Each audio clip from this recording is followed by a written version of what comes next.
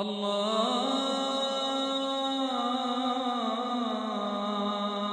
أكبر الله أكبر الله أكبر الله أكبر أشهد أن لا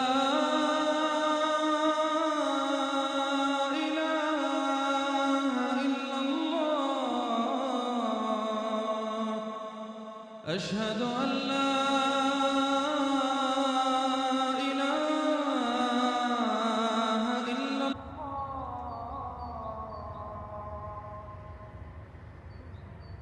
أشهد أن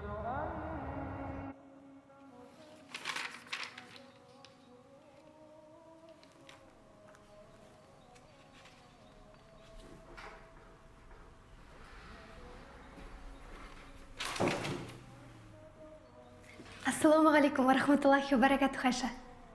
Уалейкум ассалам ва рахматуллахи ва баракату. Бүгін мені керемет көркем сурет көрмесіне шақырып еді. Онда бүкіл әлемдік туындылар қойылады екен. Менде 2 билет бар. Менімен бірге жүріңізші. Үлкен рахмет сізге, Зәуре. Бірақ мен бара алмайтын болармын. Өйткені жұмыстан кейін маңызды шаруаларым бар еді.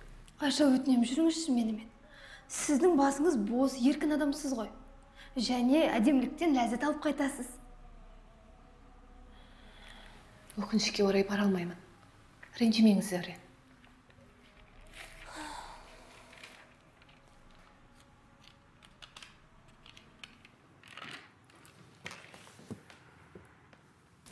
Айша, сіз сондай әдемі, сабырлы, оқыған жансыз. Бірақ неге осы күнге дейін әлі тұрмыс құрмай жүрсіз?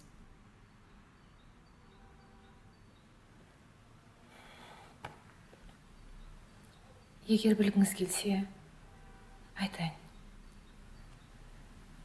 Бірақ жауабын айтпастан бұрын мен сізге бір уақиғаны айтып берем. Кезінде 3 қызы бар, және 4-ші нәрестесіне аяғы ауыр бір әйел болыпты.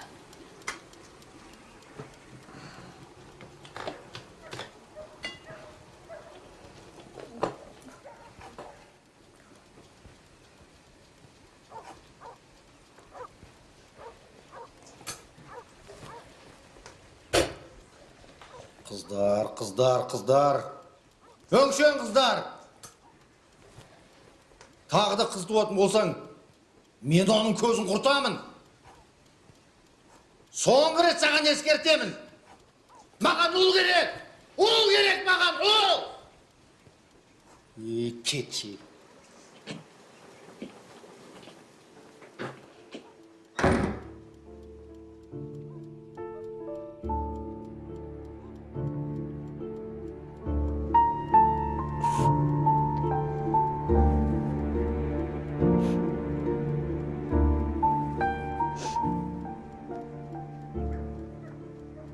Ол кісінің ұл баланы қатты күткендігі соншалық.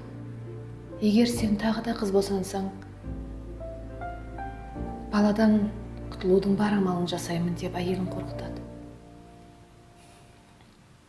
Адамның емес Алланың қалауымен дүниеге қыз бала келеді.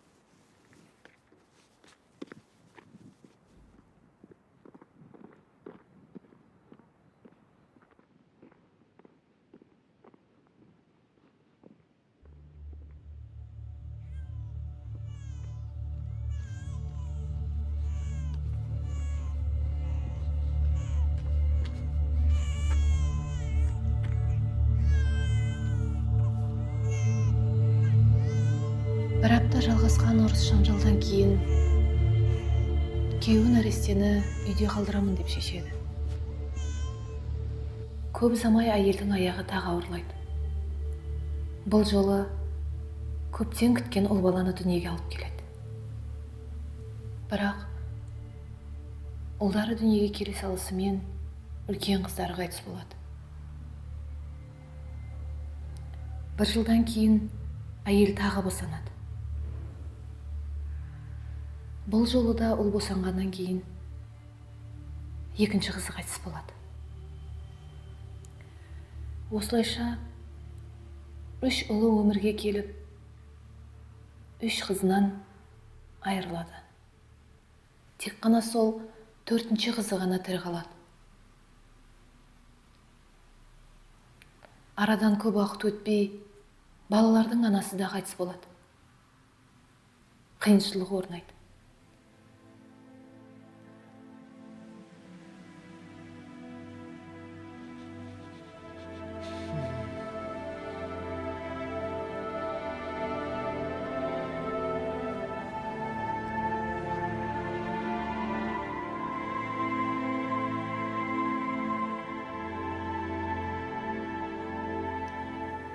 Тірі адам тіршілігін жасайды ғой. Сол 4-ші қызымен ұл балдары өсіп жетіледі. Сіз сол 4-ші қыздың кім екенін білесіз бе? Ол мен.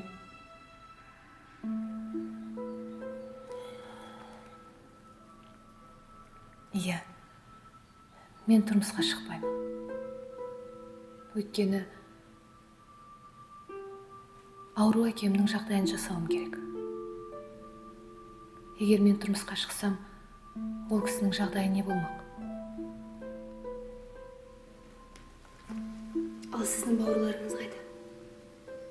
Бауырларым?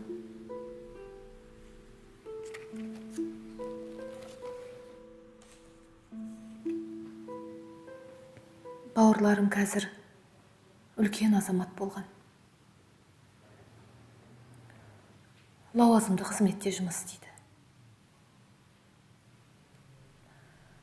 Уақыттары жоқ құсайды. Кейбіреуі әкемізге 1 айда келеді. Кейбіреуі 1 жылда келеді.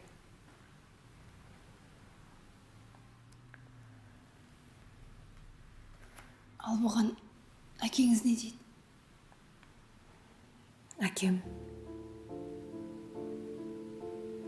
Әкем өткен өміріндегі істеген қателіктеріне өкінетін сияқты.